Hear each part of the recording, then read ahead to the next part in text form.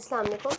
Okay, what are the classification of glomerulopathies. ठीक है, for example हमारे पास ग्लोमेरुलस जो है वो इंजर हो रहा है। ठीक है, तो ग्लोमेरुलस जो होता है किसी भी किडनी में, वो किस किस तरह से उनकी जो होती है वो इंजरीज हो सकती हैं। ठीक है, नंबर 1 क्या होता है, हम कहते हैं डिफ्यूज़। ठीक है, डिफ्यूज़ ग्लोमेरुलोपैथी।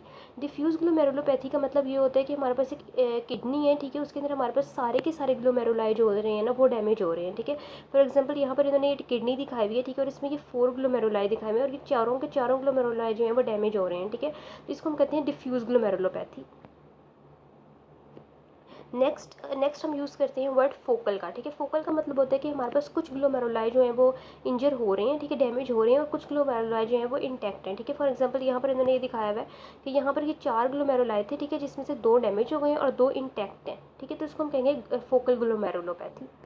उसके बाद हम 2 वर्ड्स और यूज़ करते हैं। ठीक है, एक वर्ड होता है सेगमेंटल और एक होता है ग्लोबल।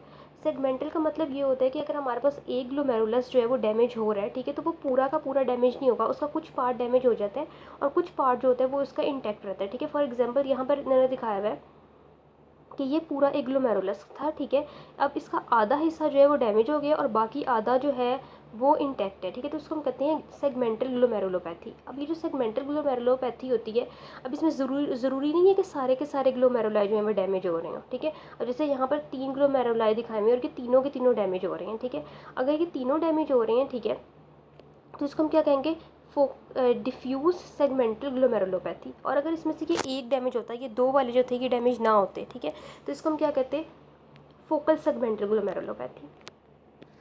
नेक्स्ट है हमारे पास ग्लोबल। ग्लोबल मीन्स ये होता है कि हमारे पास पूरा का पूरा ग्लोमेरुलस डैमेज हो जाए। ठीक है, यानी कि ये सेगमेंटल के ऑपोजिट है। सेगमेंटल में हमने कहा था कि उसका एक पार्ट डैमेज हो रहा था। ठीक है, कुछ पार्ट डैमेज हो रहा था, और ग्लोबल में क्या होता है कि पूरा ग्लोमेरुलस जो होता है वो डैमेज हो सकता है। अब ये ग्लोबल भी जो होता है वो डिफ्यूज़ भी हो सकता है, फोकल भी हो सकता है। अगर सारे के सारे इसमें ग्लोमेरुलाई डैमेज हो रहे होंगे तो उसको हम क्या कहेंगे, डिफ्यूज़ ग्लोबल। और अगर हमारे पास कुछ डैमेज हो रहे होंगे, ठीक है, जिस तरह इस डायग्राम में दिखाए हुए कि 2 डैमेज हो रहे हैं, एक नहीं हो रहा, तो उसको हम क्या कह देंगे, फोकल ग्लोबल ग्लोमेरुलोपैथी।